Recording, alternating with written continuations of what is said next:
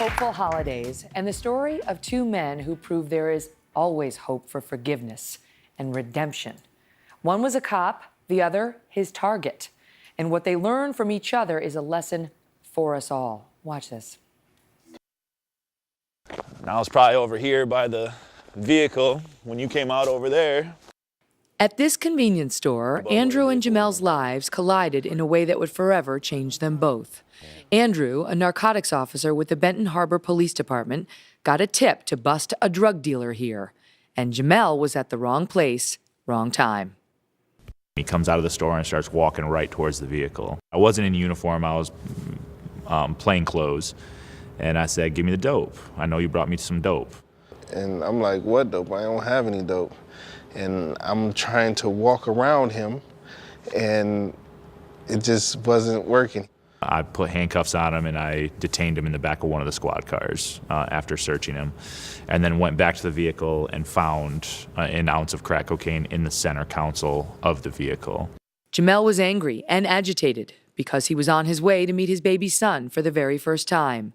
And the drugs weren't his. Andrew arrested the wrong man. I got a phone call from the FBI saying that it wasn't the guy who I thought it was, that his fingerprints came back that it was somebody else. Andrew had a choice: let an innocent man go free or lie about it. He decided to lie, writing a police report that blamed Jamel McGee. It's the power of a police officer. One man's word can wreck an entire man's life. I was sentenced to 10 years in federal prison. One of my main goals was to be the absolute top cop, not only in my county, but in the state. And I was willing to lie in any report if that were going to advance my career. While Jamel was in prison, Andrew's career came to a stunning end. In 2008, he was busted for drug possession and served 18 months in federal prison. Jamel was finally released after serving 3 years in jail. It's froze if it is. In 2011, their paths crossed again at this park. It happened to be the first day that Jamel met his son.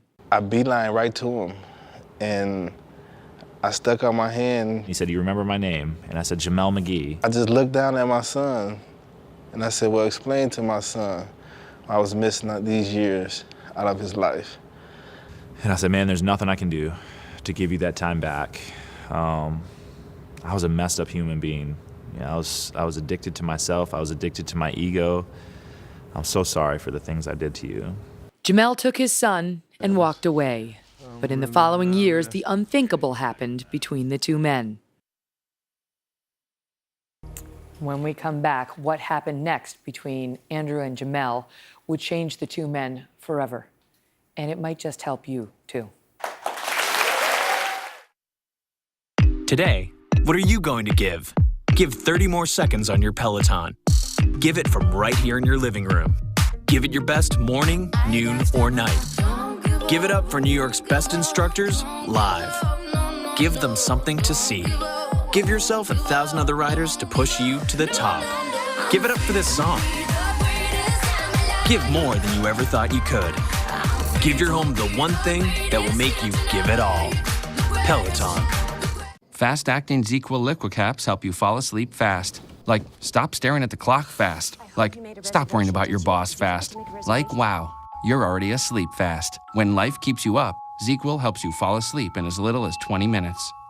I love kiwis. I've always had that issue with the seeds getting under my denture. Super Polygrip Free, it creates a seal of the dentures in my mouth. Just a few dabs is clinically proven to seal out more food particles. Try Super Polygrip Free. No family pays St. Jude for treatment, travel, housing, or food, because all a family should worry about is helping their child live. And play. And definitely play. Visit stjude.org or shop where you see the St. Jude logo. That's the new rock star. Hurry into Old Navy for up to 75% off store-wide. That's up to 75% off. And this Tuesday only, get 50% off all jeans at Old Navy. She's nationally recognized for her compassion and care. He spent decades fighting to give families a second chance. But to help others, they first had to protect themselves. I have AFib. Even for a nurse, it's complicated, and it puts me at a higher risk of stroke. That would be devastating. I had to learn all I could to help protect myself. Once I got the facts, my doctor and I chose Xarelto. Xarelto, to help keep me protected. Once daily Xarelto, a latest generation blood thinner, significantly lowers the risk of stroke in people with AFib not caused by a heart valve problem. It has similar effectiveness to warfarin. Xarelto works differently. Warfarin interferes with at least 6 blood clotting factors. Xarelto is selective, targeting just one critical factor, interacting with less of your body's natural blood clotting function. For AFib patients well managed on warfarin, there is limited information on how Xarelto compares in reducing the risk of stroke. Don't stop taking Xarelto without talking to your doctor, as this may increase risk of stroke. While taking, you may bruise more easily or take longer for bleeding to stop. It may increase your risk of bleeding if you take certain medicines. Xarelto can cause serious and, in rare cases, fatal bleeding. Get help right away for unexpected bleeding, unusual bruising, or tingling. If you've had spinal anesthesia, watch for back pain or any nerve or muscle-related signs or symptoms. Do not take Xarelto if you have an artificial heart valve or abnormal bleeding. Tell your doctor before all planned medical or dental procedures and before starting Xarelto about any conditions such as kidney, liver, or bleeding problems. It's important to learn all you can To help protect yourself from a stroke. Talk to your doctor about Xarelto. There's more to know. Turns out things aren't always what you think they are. Take guinea pigs. They're not pigs at all, nor are they from Guinea. Or take this haircut. I may look all business, but look out! There's a party going on back here. Kind of misleading, isn't it? Well, at CarMax, you don't have to worry about being misled. The price online is the same price in the store, which is the same for everyone, even guinea pigs. It's only fair, Mr. Biscuits. Only fair.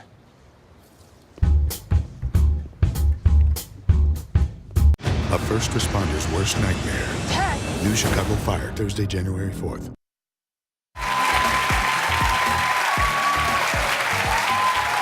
Before the break, we heard some of the story of Andrew Collins and Jamel McGee, who had every reason to consider themselves mortal enemies. Andrew had, after all, sent Jamel to prison unfairly. But their story does not end there. And the book they wrote together is Convicted: A Crooked Cop, an Innocent Man, and an Unlikely Journey of Forgiveness and Friendship.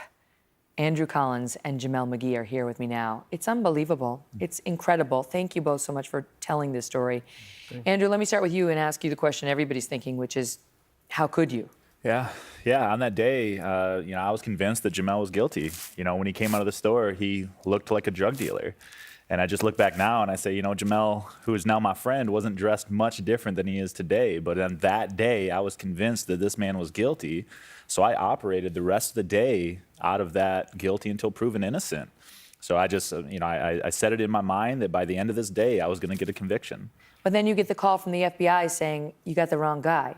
Yeah, well, the call wasn't I got the wrong guy. The call was the guy, I locked Jamel up under the wrong name because he was so frustrated that day he wouldn't give me his name. And once his fingerprints came back, it was clear that it wasn't the guy who I was targeting. So at that point, I could have cleared everything up, but I was still convinced in my mind that he was guilty and that he needed to go down for it. So in your head, you didn't think you were sending an innocent man to prison? No, it wasn't until we got talking after we became friends that I really had to reconcile in myself that this was a completely innocent man. How about you, Jamel? I mean, you're sitting there knowing the drugs were not yours, that this was completely unfair. Did you feel powerless to stop it? Oh, totally. There was nothing I can do to stop it. Everything I tried to say or produce, nobody wanted to listen or even hear of it. Was it a jury trial? How did you wind up? I had a jury trial. So the jury did not believe your testimonial? Not at all. Not at all. I guess not, because when they went in for deliberation, well, they didn't even go back for deliberation. The last juror was at the door, and the judge said something to the juror, and they all came back. And when you're standing there in court and they say you're going to prison for 10 years, what goes through your head? Angry, frustrated.